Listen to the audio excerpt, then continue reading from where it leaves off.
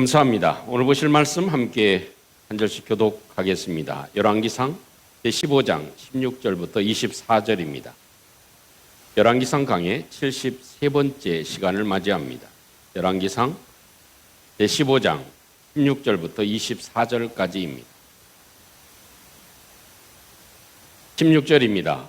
아사와 이스라엘 왕 바아사 사이에 일생 동안 전쟁이 있으니라.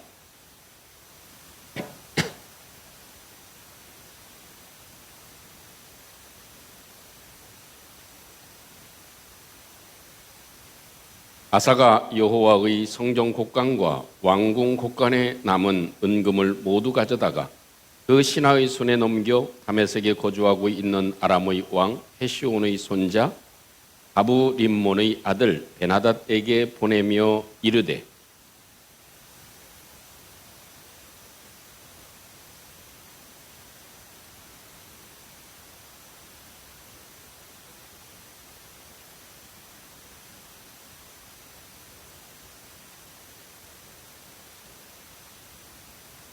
베나닷이 아사 왕의 말을 듣고 그의 군대 지휘관들을 보내 이스라엘 성읍들을 치되 이온과 단과 아벨 벳마아가와 긴네렛 온 땅과 납달리 온 땅을 쳤더니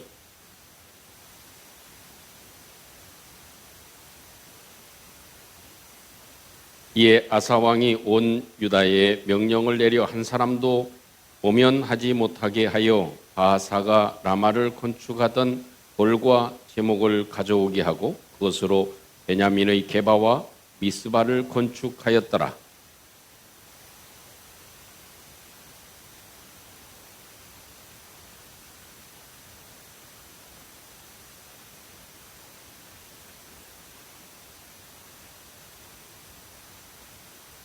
다같이 아사가 그의 조상들과 함께 자매 그의 조상들과 함께 그의 조상 다윗의 성읍에 장사되고 그의 아들 여호사밧이 대신하여 왕이 되니라.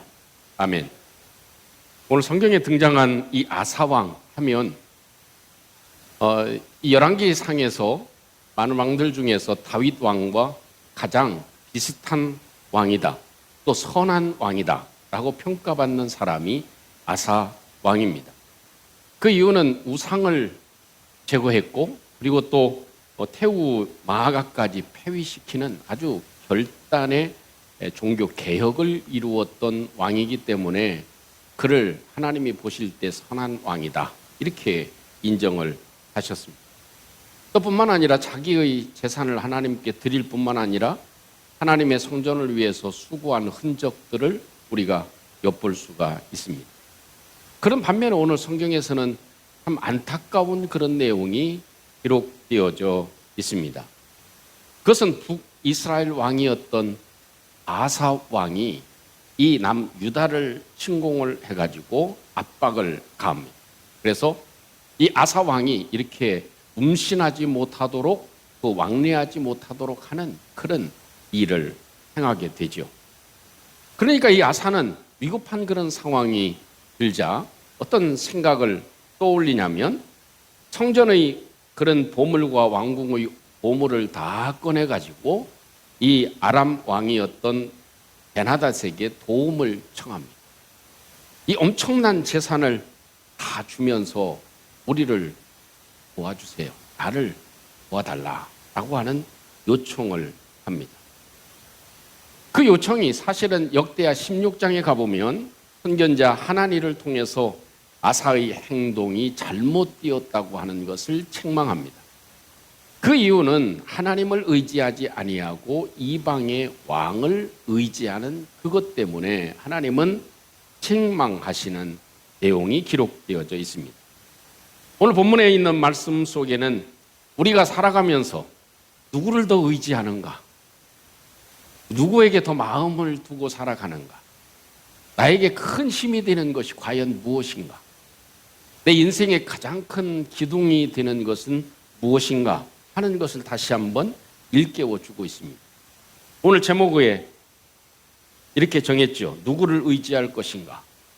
이 질문에 나는 하나님 대신 세상을 더 의지합니다. 나는 돈을 더 의지합니다. 난 명예를 더 의지합니다. 내 주변 이력과 내 모든 그런 능력을 나는 더 의지합니다. 이렇게 얘기할 사람은 아무도 없을 것입니다. 누구를 더 의지할 것인가? 우리는 답이 정해져 있죠. 이 어떤 것보다도 하나님을 더 의지해야 될 줄로 믿습니다. 이것이 우리의 삶에 흔들리지 않는 한 중요한 축이 되어줘야 된다. 우리 삶에 어떤 상황이 펼쳐진다 할지라도 나는 하나님만을 의지하고 살리라. 이것이 우리에게 있어야 될 중요한 정답이라고 하는 것을 우리가 잘 알고 있습니다. 그럼 오늘 성경에서 우리에게 교훈해 주는 그 부분을 함께 살펴보려고 합니다.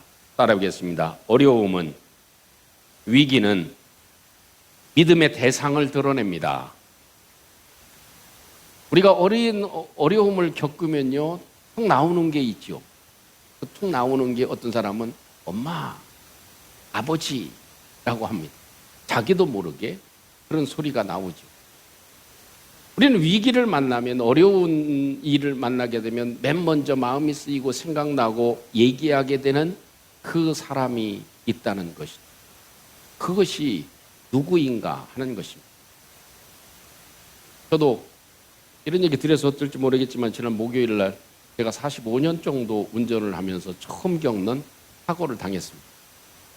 대로변에서 3중 추돌 사고가 났는데 저 뒤에서 옛날에 타던 차가 제 앞차를 들이받고 그 뒷차가 저를 들이받았는데 저는 감사하게 늘 습관이 그래서 그런지는 모르지만 앞차하고 이렇게 항상 간격을 띄고 다닙니다. 그래서 앞차는 들어받지 않고 제가 맨 앞에서 위험을 겪었습니다.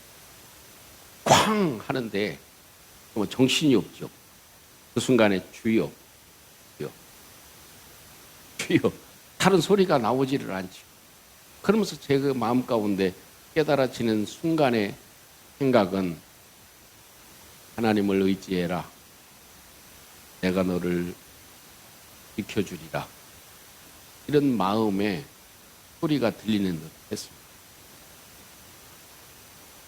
그래도 감사하게 몸은 큰 이상이 없이 이렇게 치료는 받고 있지만 이상이 없이 또 차야 고치면 되는 거니까. 그래도 또 하루 만에 이렇게 차를 고쳐주셔서 다행히 잘 치료가 되었습니다. 위기를 만나면 누구나 찾습니다. 위기 때뿐만 아니라 우리가 기쁜 일이 있을 때, 감사한 일이 있을 때는 하나님께 그때도 찾아서 찬양해야 될 줄로 믿습니다. 우리가 어려울 때에는 어려울 때일수록 더 하나님을 의지하고 하나님을 찾는 것. 내 얼굴을 하나님께로 향해라. 그의 얼굴을 구하라. 하나님의 얼굴을 구하라. 그리하면 그가 너를 지켜주시리라. 이것이 하나님께서 우리에게 주시는 은혜입니다. 오늘 16절에서 19절을 보면 이런 내용이죠. 방금 전에 설명을 드린 대로 다 어려움을 겪으니까 이 아사 왕이 하나님의 성전에 있는 것, 참 이해가 안 되는 부분이요. 참 자기 왕궁에 있는 보물은 갖다가 쓸 수는 있겠죠. 근데 왕이라고 해서 성전에 있는 보물, 드려진 그 다윗서부터 시작해가지고 그 전서부터 그 하나님 앞에 드려졌던 그것들을 다 몽땅 꺼내가지고 베나닷 왕에게 갖다 바칩니다. 여기서 18절 말씀에 가져다가 하는 그런 단어는 아주 중요한 단어입니다. 취하다, 빼다, 손에 쥐다. 하나님의 성전에 있는 것을 자기 손에 쥐어가지고 베나닷 왕에게 주는 이런 아주 엄청난 일에 대한 이야기를 해주고 있습니다. 또 여기 19절에 있는 말씀 보면 문제가 바로 이것입니다. 아사는 말합니다. 너와 나 사이에 약조가 있게 하자. 약조가 있게 하자. 히브리어로는 베리트라고 하는 단어를 사용했습니다. 그것은 아마도 베나닷과 북이스라엘 왕과 약조가 있었습니다. 그러니까 내가 너한테 이만큼 큰 선물을 주고 엄청난 재산을 너에게 주니까 북이스라엘 왕과 언약을 깨고 나하고 언약을 맺자. 그래서 나를 도와달라. 이렇게 얘기하는 내용입니다. 그런데 이 약조라고 하는 메리트라고 하는 말은 그냥 말이 아니에요. 그냥 뭐 계약서 쓰는 정도가 아니라 아브라함과 하나님이 약속한 언약, 그것과 같습니다. 그런데 사용되어지는 단어였습니다. 근데 아사가 베나닷 왕과 함께 이렇게 언약을 맺자고 하는 것은 그 베나닷을 누구처럼 생각한다는 거예요? 제 설명이 너무 어려웠나요? 이 약조 언약이라는 말은 단어를 쓸 때는 그것은 아브라함과 하나님이 아브라함과 언약을 맺을 때 쓰는 단어였습니다. 그러면 이 아사가 베나닷 당신과 내가 언약을 맺읍시다 라고 하는 이야기는 이 베나닷을 아사는 누구처럼 생각하는 거예요? 하나님처럼 생각했다는 얘기입니다. 그냥 내가 그냥 좀 신뢰를 지키시오, 약속을 지키시오 이런 정도의 것이 아니었다는 것을 우리는 기억해야만 합니다. 그래서 이 아사는 이 거룩한 언약을 세상의 왕과 맺게 되었다 하는 것을 우리에게 보여주고 있습니다. 그런데 아사는 이렇게 생각하다 보니까 역대하 16장 7절부터 12절 말씀 보면 이 내용이 상세하게 기록되어져 있습니다. 이것이 무엇이 잘못되어져 있는지 역대하 16장 7절의 말씀을 읽어드리면 그때 선견자 하나니가 유다 왕 아사에게 나와서 그에게 말을 합니다. 왕이 아람 왕을 의지하고 왕의 하나님 여호와를 의지하지 아니하였습니다. 그래서 아람 왕의 군대가 왕의 손에서 벗어났습니다 하는 그런 말을 합니다. 이런 말을 하나니가 하니까 9절 말씀이면 이렇게 10절 말씀에 아사가 노해서 선견자 하나니를 옥에 가두었다 이렇게까지 이야기를 합니다. 더군다나 12절에 있는 말씀이면 아사가 왕이 된 지 39년이 됐다. 그의 발이 병이 들었다. 매우 위독했다. 병이 있을 때 그가 여호와께 구하지 아니했다. 그리고 반대로 의원들에게 구하였더라 하는 말씀이 기록되어져 있습니다. 그걸 보면 이 아사 왕의 마음의 중심에 누구를 하나님보다는 베나닷을 더 훨씬 더 의지하고 살아갔다. 그래서 이렇게 하나님이 모실 때 선한 왕이라고 인정하는 왕이었지만 그의 마음의 흔들림이 의지하는 것이 달라졌으므로 하나님께서 그를 책망하시는 내용이 기록되어져 있다는 것입니다. 우리도 사실 뭐 누구나 할 것 없이 저 자신부터도 위기가 생기면 참 어려운 일을 만나면 여러 생각들이 듭니다. 근데 가장 먼저 이 기도를 해야 될 줄로 믿습니다. 우리가 먼저 하나님께 손을 들어야 될 줄로 믿습니다. 기도하고 믿음으로 하나님을 의지하는 것, 그것이 우리가 가져야 될 중요한 일이 되겠죠. 또 두 번째로 우리에게 교훈해 주고 있는 말씀이 있다면 따라보겠습니다. 하나님은 결과보다 누구를 의지했는지를 보십니다. 하나님은요, 결과보다도 마음의 방향을, 마음의 나침판을 하나님께서는 귀하게 보십니다. 오늘 본문 20절에서 24절에 있는 말씀 보면 이 아사의 계획, 아사의 외교력, 그것이 성공을 하나요? 실패하나요? 실패했다 하는 분 한번 손 들어보세요. 성공했다 하는 분 손 들어보세요. 역시 눈치로 한 분도 손을 안 들고 계시는데 보나마나 아사의 계획은 성공을 합니다. 베나닷이 도와가지고 군사를 보내가지고 아사 북이스라엘 왕의 침공을 완전히 막고 성을 점령합니다. 그리고 다 쫓아내고 거기에 있는 건축하려고 했던 그런 목재들 있잖아요. 제목들, 자재들 이런 것들을 다 빼앗아 가지고 어떻게 해요? 아사 왕이 성을 건축을 합니다. 그러고 보면 상당히 성공한 것이죠. 그런데 하나님의 평가는 어떻습니까? 결과적으로 보면 굉장히 성공한 것처럼 보여지지만 사실 그것은 성공이 아니라 실패였다 하는 것입니다. 왜요? 아까 말씀드린 대로 역대하 16장에 가보면 선견자 하나리를 보내서 하나님께서는 책망하고 계신 것이죠. 근데 주목해야 될 것이 있다면 여기 베나닷이라고 하는 인물입니다. 베나닷, 그 이름의 뜻은 하닷의 아들이라는 뜻이죠. 중요한 건 하닷이 누구냐면 아람 사람들이 섬기는 폭풍과 전쟁의 신입니다. 그래서 이 폭풍과 전쟁의 신의 아들에게 도움을 청했다.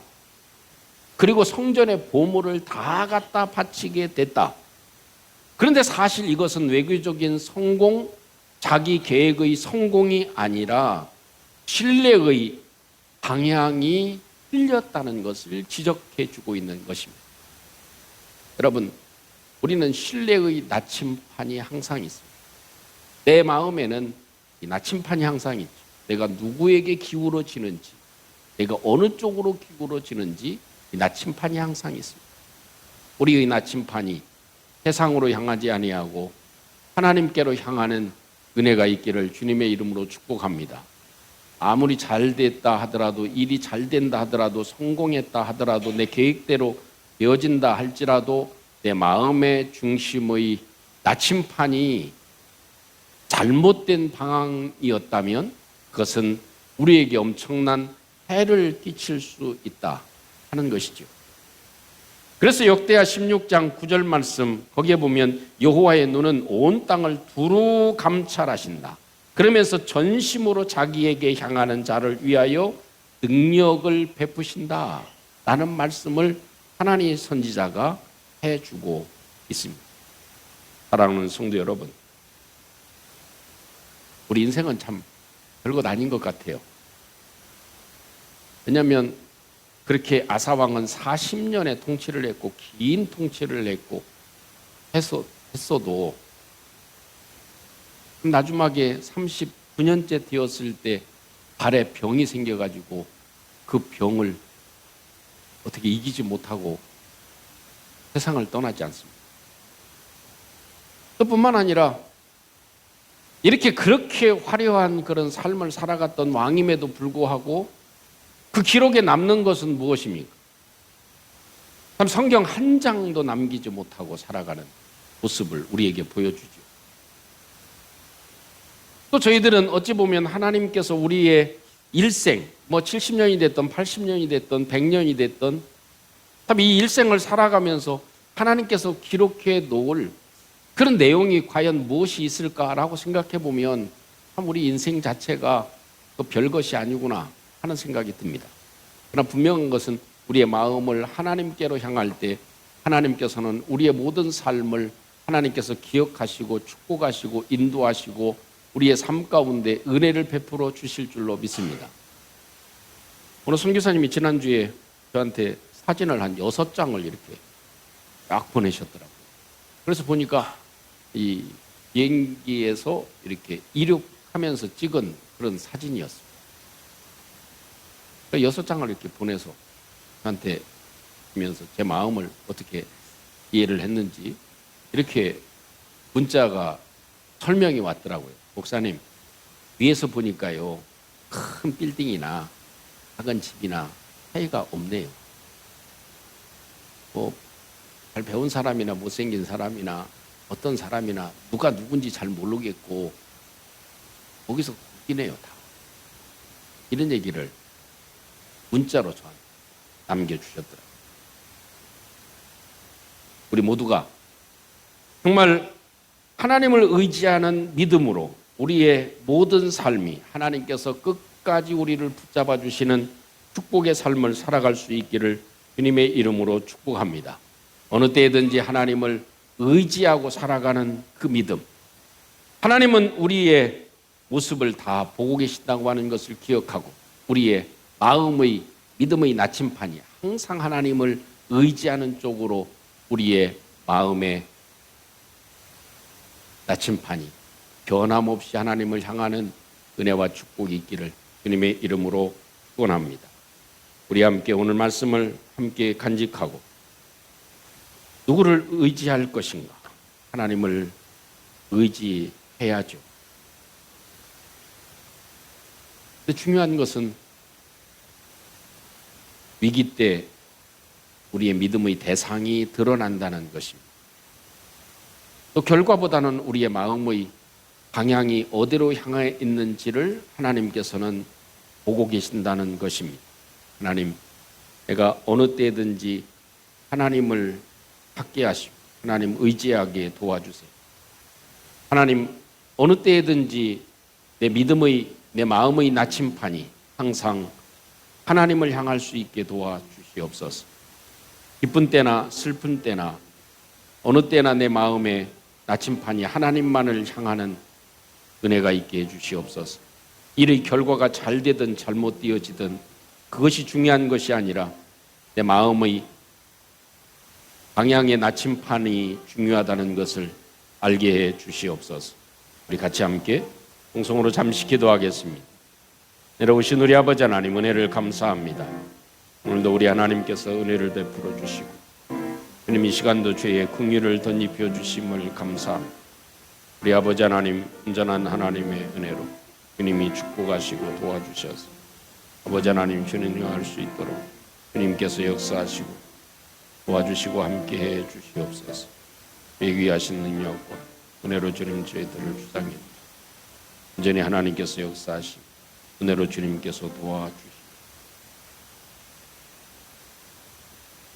우리의 모든 것의 모든 것 되신 하나님, 저희들은 때로 어려운 일을 만나면 우리의 마음이 흔들릴 때가 많음을 우리 하나님께 고백합니다. 그때마다 저희들을 붙잡아 주셔서 항상 하나님을 신뢰하고 하나님을 의지하고 하나님을 찬양하고 하나님을 찾고 하나님께 손을 드는 저희들 되게 해 주시옵소서. 아버지, 오늘도 주님을 의지하는 마음을 주님께서 연락해 주셔서 저희들의 마음의 나침판이 즐거울 때에도 하나님을 향하게 하시고 또 슬프고 일이 잘 되어지지 않을 때에도 하나님을 향하게 하시고 구덩이에 빠져 있을 때도 하나님을 향하는 저희들이 될 수 있게 도와주시옵소서. 그리하여 요셉을 건져주신 하나님을 체험할 수 있게 도와주시고 우리 하나님의 놀라운 능력 가운데 승리하는 저희들의 삶이 되게 해 주시옵소서.